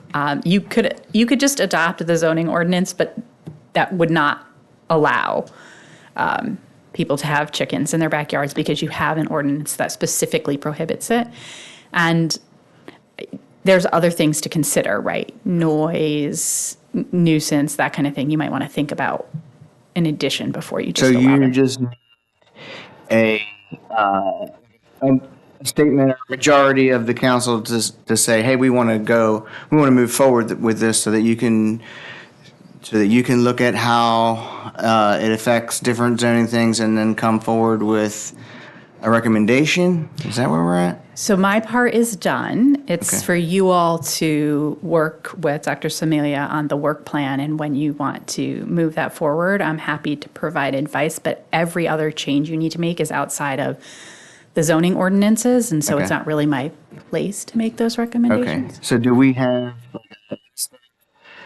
the effects or things that need to be revised if we want to move forward with this? You have what was presented by the Planning and Zoning Commission. So if you guys want to put it on the schedule, whenever you want to put it on the schedule, then we would have that discussion and then we can go from there.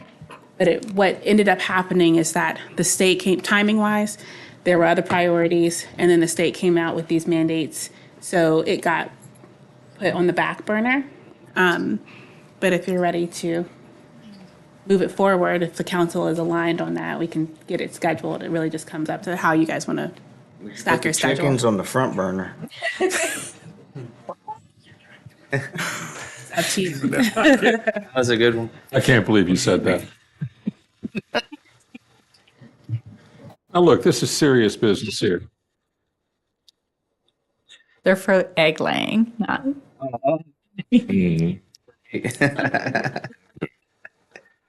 Put the eggs on the burner. Okay. Can we move forward?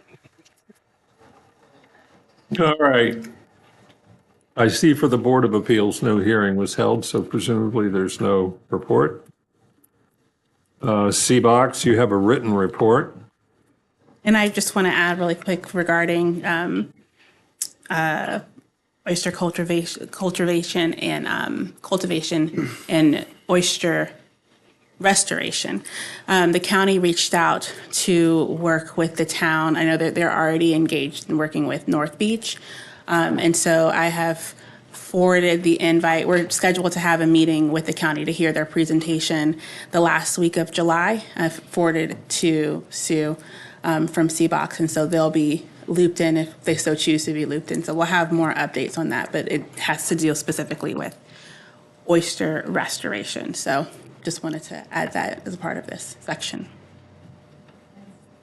They're obviously. Yes, I forwarded her the invite, told her, given her the information that I have, and made it's an open invitation if she so chooses to join. Okay. Yeah. All right. Do we have anything on economic development? Dan. Oh, Dan?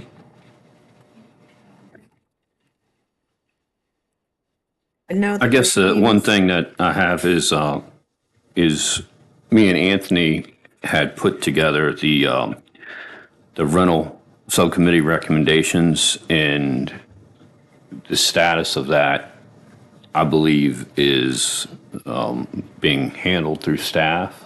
And if we could kind of get an update of that, I think we're looking to sort of have the ADUs and that all kind of come together, and that's what my assumptions were. I know that there was some comments and that was submitted to the Zendesk. I don't know if anything else has come in after that time, but I was under the impression that everything that I submitted with the transcripts and everything sort of had covered anything that was outstanding. So, I mean, there was a lot that we had talked about. We had our transcripts, our minutes, and everything like that. I think everything that was outstanding was covered through the subcommittee. And if there's anything that's needed from us to kind of get that across the line, just kind of let us know. But Depends on what you mean across the line, right? so legislative action, most of it was administrative, you know what I mean? So I don't want to micromanage you, Yeah. but like most of it was, We received the recommendation, so we received it. But if there are things that you want to bring forward to the council to decide regarding legislative changes, that would be important for you to make known, or at least say you want that to be a part of the work plan discussion. Because I'm going to make, the administrative changes that are appropriate. However, if you change the legislation, that's going to potentially impact how we administer it. So if there are things that you found from that subcommittee discussion and that you want to put forward to your council colleagues to say, hey, I'd like to suggest that we change the code in this way so that it reflects the finding from the rental subcommittee, then that would be a council discussion that would then subsequently impact the administration of it. But we received what you guys put together. If possible, maybe give a little feedback saying what was there, if there was anything that, if most of it was started to kind of already be implemented. So if there's a way we can get some feedback on the recommendations to see if there's something for us to do. I will write down the request. Thank you. You know, I'll make a comment on that. You did provide a nice report and everything, but it wasn't. It wasn't given any. We didn't do it at a work session where you had time to explain it or put your slides up and kind of go through the motions of your report and kind of give a little bit of depth to it. So if we want to, we could add that to a future work session so that we can digest that report a little bit more thoroughly as a council. Yeah, definitely. That might be best to do it that way. Most of it was administrative. And if we could maybe have that whole part, the input from town staff and then their feedback, and then us all look at it together. That works. All right, next. Do you want it as a work session, the topic, or you don't We can want talk it? about it on another time. Sounds great. All right.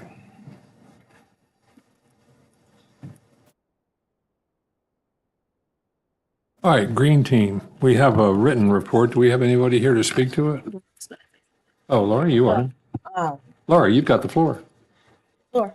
I was going to give the floor to Jay. I just wanted to say that the Green Team is very excited about the food forest, and they were kind enough to CC me on some of the emails. So I know, Jay, if you have problems with funding and you need somebody to bring that up here, then I would want to add it to our work plan if they need the funding. But if you're working that out with them and the town, then I just want to say everybody's excited about it. Agreed, and thank you for the insight. There's been a lot of volunteers, a lot of input from our volunteers has gone there, and I think it's an opportunity. We're going to approach, we've kind of finalized, we're at a last step. You added something to it, I'm going to find out too, possible water fountain. And we're going to get it to council and move forward there. I think it's a great idea that we can implement, just a matter of making it happen. I just wanted to point out that looks like Taste the Beaches got scheduled for the 19th of September. I guess we haven't come up with a location for that yet, right? I know last year it was at Kellum's, and I think it went really well there.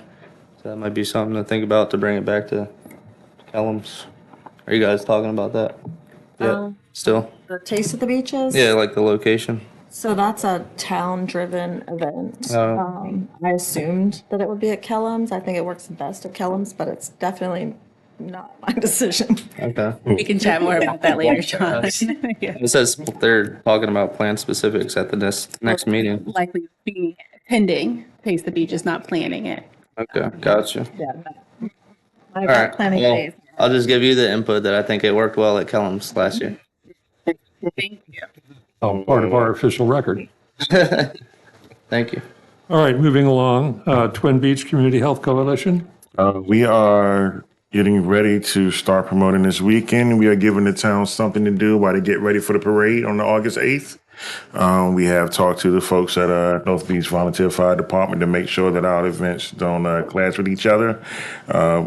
So we have the Uplift Calvert Wellness Festival August 8th in the morning. And we'll have outdoor exercise activities, Peach Squad, boxing, Pilates, Zenology, and John's favorite, meditation and journals. So we will have those things happening in the morning. And then immediately after that, we'll have a couple of speeches. And then we'll have the Red, White, and Warrior Challenge, where I worked with Mr. Christopher Martinez. And we got with Scott Deacon, and we are having people come out to do an obstacle course where they're raising money for the local post. And we also have Be the One Foundation that's going to be a part of it, Calvert County Health Department, and a couple of other community organizations are going to be a part of it that day. And then we're going to be wrapped up just in time for everybody to go watch the parade. Perfect. Right, so that stuff will go out this weekend. 2-person teams for the obstacle course. It is a bouncy obstacle course, so nobody should kill themselves trying to race. But they do sign a waiver, and each team of two, $25 a piece, 50 per team, and that money is going to be donated to the Legion for veterans who are dealing with any type of PTSD or things like that.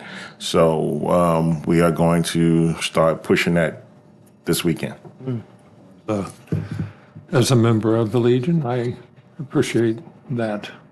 And I speak for Colonel Martinez as well, I'm sure. Okay, Walkability Committee.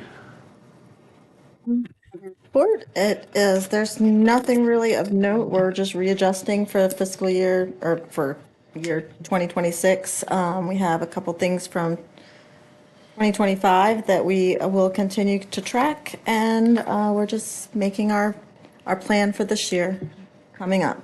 Our next meeting is on the 28th of July, 30 at the library. Great, any questions? All right, Water Park Committee. We haven't met in a few months. We haven't really had anything of substance to discuss, but we'll definitely be meeting next month on the 20th at 5:30. All right. We'll have plenty to talk about. We have no unfinished business on the agenda. Does anybody have any unfinished business? I didn't think so. New business, Town Council to consider the purchase of saddles from Exeter Supply Company in the amount of $35,910. It's a budgeted item. Jay has has given you this document that has the multiple proposals in it. This was the low bidder, if I'm not mistaken. And anything you want to add to that? If you look through it, the other proposals, it's a little bit apples and oranges because this product comes, all the componentry is fused in one piece, the saddle, the flange, the curb stop, versus I had to price it out piecemeal from the other ones. But same vendor we used last time, that was the cheapest. Same vendor North Beach is currently using in their saddle replacement, and we're getting the same prices we had last time, which were, if we move forward now, we can. If not, they went up just like the other budget. So if I can entertain any questions, but just for clarification, this is just components of the project. The bigger part of this project is going to be when we contract to do the work. Any questions? I'll just say thank you for doing your due diligence and having 3 quotes here for us. Appreciate it. Thank you. All right, is there a motion for approval? Motion to approve. Second. All in favor, aye? Aye. Opposed? The ayes have it. It is now time for public comment. Is there any public comment? Please come forward. How are you holding up? I'm going to hopefully not be down at the pickleball with the lights on when I do this again. I'm just here tonight because I'm really appreciative of all the hard work that the council does. But I'd really like to also talk about the staff. I've started looking, I read all the minutes, I go in, the website now it's terrific. It's much easier. I love the projects page. Very great information, especially on the water park. I really like that. I know more about water reclamation plants than I ever wanted to know, but thank you, Josh, because the pictures are great. I get a feeling of what goes into all the hard work that's being done here. Jay's report, I love the financial aspect of it. The sheriff and the fire department, I love reading their reports. I think what I'm trying to say is the transparency that I'm seeing here is much different than it was a couple of years ago. I gave up reading the reports because there was nothing there. And if you don't come to the meetings and sit through 3 hours, you don't know what's going on. But I think people in the community, if they really want to know what's going on, read the reports. The reports are awesome. And that's all I have to say. Well, thank you. I appreciate I really appreciate the hard work, everybody. Well, The staff, everybody. Samelia, your reports are excellent. I really get a feeling of what's going on. And if I need to get involved, I'll get involved. But if I'm reading this and I don't feel that I need to, I'm good with that as well. Glad you're available and appreciate your comments and your support. That's very helpful. I do. I read everything and I appreciate it. Thank you. All right. Oh, and by the way, you need to come back just for the record and state your name. Sorry, Teresa Melson. You need my address? Across the street. I'm right across the street, Windward Key. Thank you for reminding me of that. All right, any other public comment? All right. Lightning round. Nothing? Dan? Dan, you got anything?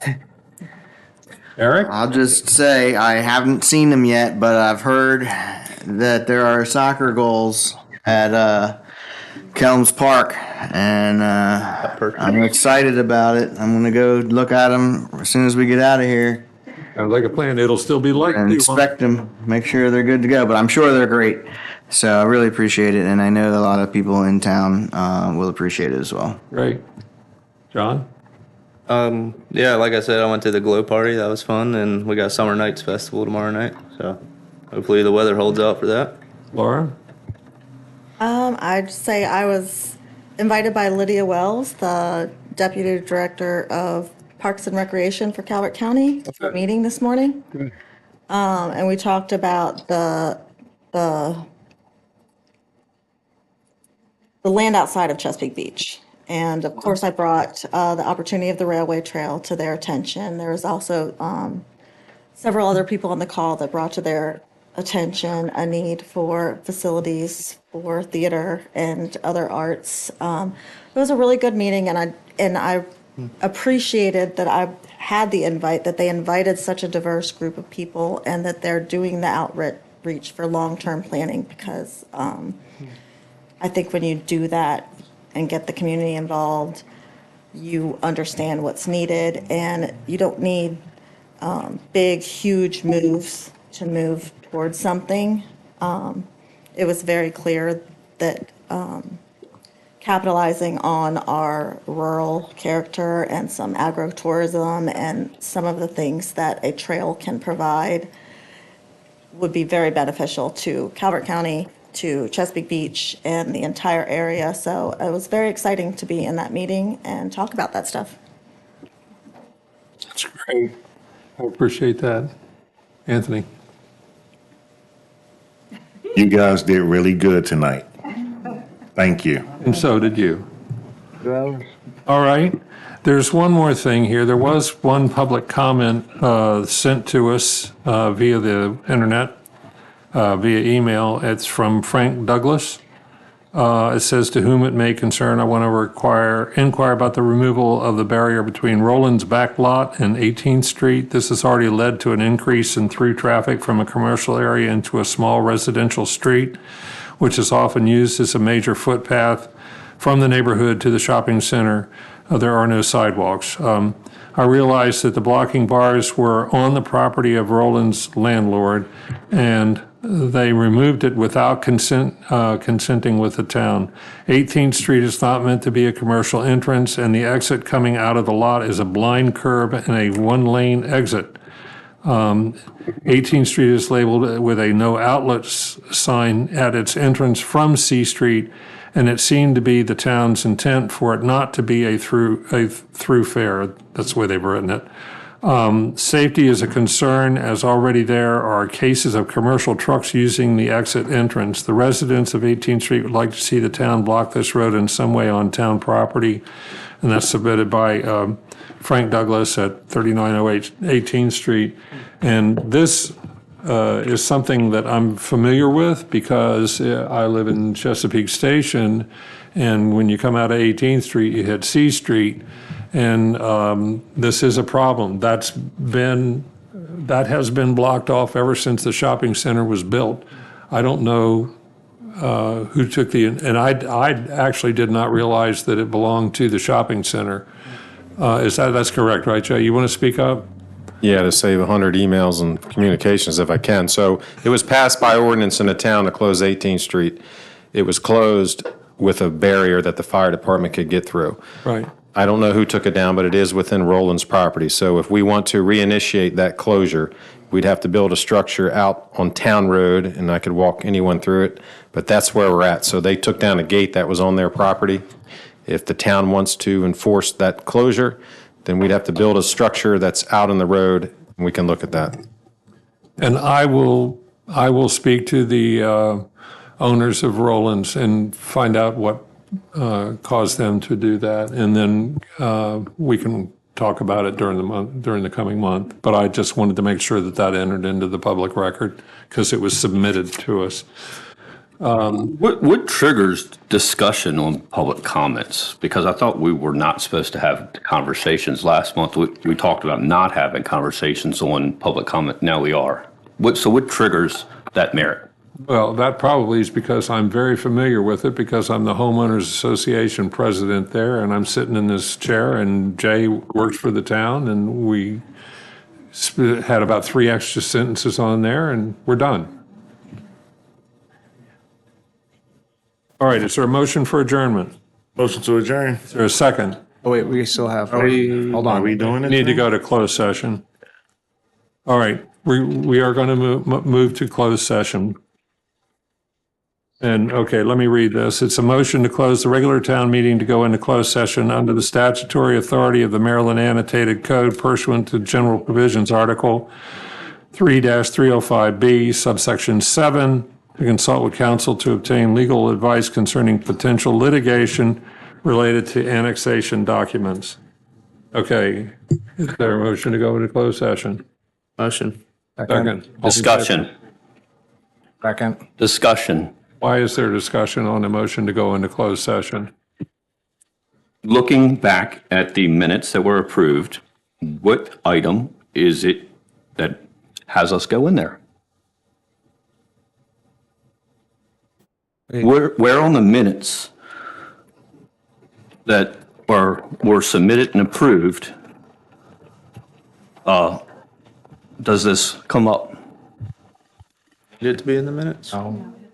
It doesn't have to be in the minutes. What's the context of this? Requested it. Where at? Requested to go into closed session via email. You said that you had some things that you wanted to discuss, and due to the nature of those things, it has to be discussed in closed session. That's not what I said in the email. I can publish that email if that's what we're saying. I requested not to. I will also validate that you have requested on multiple occasions to discuss this, and it needs to be in a closed session. It's literally in the subject, talks annexation documents. Yes, I believe I requested that there was an item for us to discuss and kind of ask for the mayor and town staff support to put some things together. That hasn't happened. So if there wasn't that, what's the information for us to go to closed session? I'll make a motion to withdraw. No, I will say that this conversation's come up, and you've been talking about it for months, and there's questions that need to be discussed with the attorney in a private session, and because of some of the issues that are brought up, it needs to be discussed. We need to have a conversation on it. So I will then say, I want to have this conversation. I would like to have the conversation too, but I would like to have it front facing to the public. And then the parts that need to go into closed session, allow them parts to go into closed session, because that's what I would like to do. The items that need to be discussed in closed session, I haven't talked to any of y'all about them. Well, that's not true. You've talked to Anthony and I on multiple occasions about this, and it's something that we've expressed to the rest of the, hold on, before we express to the rest of the council. And the problem that you're addressing is that this could potentially put the town at litigation. And because of that, we need to have a closed session discussion so the council is aligned before we put the town at litigation possibilities in the public. That is the whole point. So we'll talk to the attorney, and then it's up to the council after we have a conversation in closed session to determine if we're comfortable coming into the public session and have that discussion. We are responsible to the town to not publicly put us at a spot where we're going to be litigated for our discussions. Like, that is a fiduciary responsibility that we have as council members. So I get you want to have a conversation in public. I would love to have this exact conversation in public. But we have an obligation to our town to ensure that we don't do something that's going to put us at financial liability. I guess that's what maybe the lawyer can explain. All right, What part is, look, we have part a is- motion, we have a motion and a second to go into closed session. I'm going to call the question. We're either going to go into closed session or we are not going to go into closed session. All in favor of going into closed session indicate so by saying aye. Aye. All opposed indicate by saying no. No. No. All right, we have 4 ayes and 2 noes. We are going into closed session. Thank you all for being here tonight.